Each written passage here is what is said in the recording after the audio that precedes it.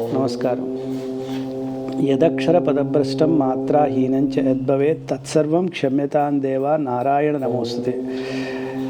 ఈ శ్లోకాన్ని మనము ప్రతిరోజు చదువుకునేటువంటి స్తోత్రాలు అంటే విష్ణు సహస్రనామ స్తోత్రం, లలితా సహస్రనామం, హనుమాన్ చాలీసా ఇత్యాది స్తోత్రాలు మనం పఠించిన చివరిగా చెప్పుకోవాల్సిన శ్లోకం.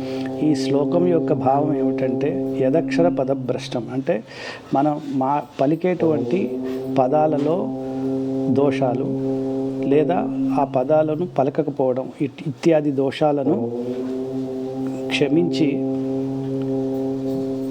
నన్ను అనుగ్రహించు పరమాత్మ నారాయణ అని చెప్పుకోవడమే ఈ శ్లోకం యొక్క భావన.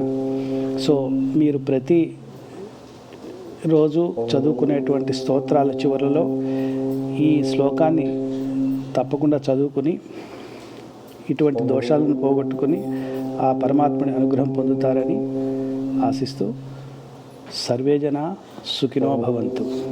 నమస్కారం.